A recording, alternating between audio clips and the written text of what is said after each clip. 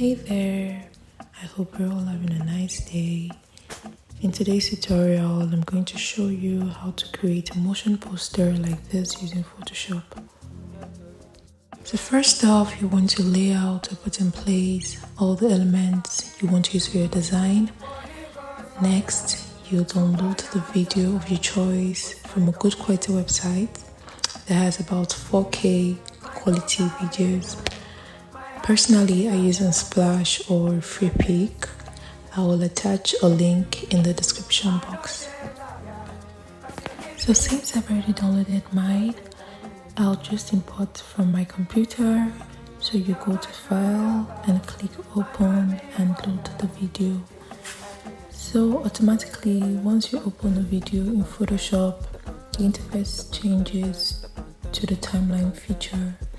So if yours doesn't have this, just go to Windows and navigate to the timeline feature, click on it, and there you go. So up next, I'll go to the video tab and copy it using Ctrl or Command plus C, then paste it to the main canvas that has my design elements all in place. And something very important to note, you want to make sure your video, the video you've copied, is on the last layer of your canvas. So make sure it's on the very last layer. If not, it's going to complicate a lot of things. So next, what you want to try to do is to make sure that the video fits the canvas perfectly, and you're going to make sure the edges are aligned and stuff. Then also I'm going to work on the color of my text and the icons, because the video I'm using is a all black background and stuff. So I'm going to change my text and my icons to white so it fits perfectly. Next, because my video isn't the perfect size for my canvas, I'm going to use Photoshop's amazing AI generative fill feature, and I'm going to use that to close up the empty spaces. And once I'm really happy with the result, that in terms of the color and the white space and all of that, then it's time to make use of the timeline feature. So the timeline feature works by adding keyframes. Now, in simple terms, a keyframe is a location on a timeline of a video that marks the beginning and end of an object's transition. So this simply means that any adjustment I add at the beginning or at the end of my video will affect the final look or outcome of my video. So I feel this feature is really cool because it allows you to manipulate, transition, scale down, and do a lot more amazing things to your video. But for the purpose of this video, we're only going to move the car a little from the right to the left hand side.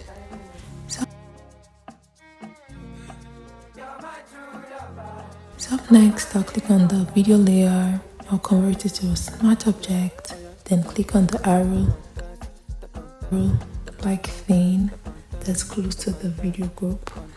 Get on the left hand side, so we can see a drop down that has about 3 options: transform, opacity, and style. But for the sake of this video, we're just going to focus on the transform function. Next thing we're going to do is to move the trackpad from the beginning of the video and click on the transform option to add a keyframe. So these keyframes are really important when working in motion in Photoshop because they determine how the overall look of your motion poster will be. So first, we add a keyframe to the very beginning of the video. Make sure your trackpad is at the very beginning of the video, just like how mine looks. So here, I'll just do something really simple. move the car from the right to the left hand side for a much better transition. Now you could go wild with this feature, but that absolutely depends on the video. So we don't really have much effects to create on this poster because it's all black and I don't want to do too much, so we want to do a very little transition from the right hand side to the left hand side. So you're going to click on that transform tool, then you can use your shift and your arrow keys to move the video from the right, like I said, to the left hand side. Just a very little transition. So once we're done with that, I'm going to add my textures.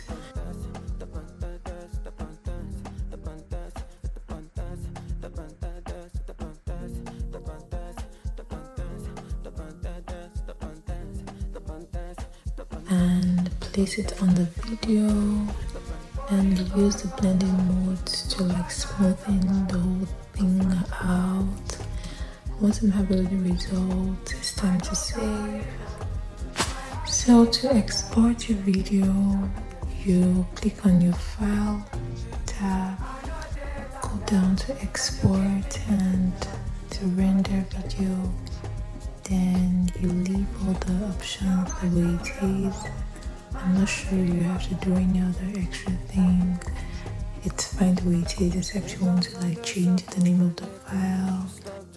Then your video automatically renders itself.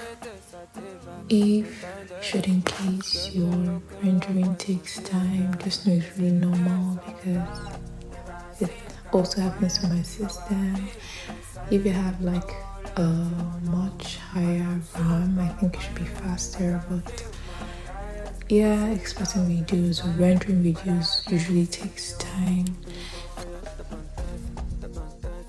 That brings me to the end of today's tutorial. I hope you learned something, and please subscribe to my channel as this is more like a morale booster for me. Thank you so much and see you in my next tutorial.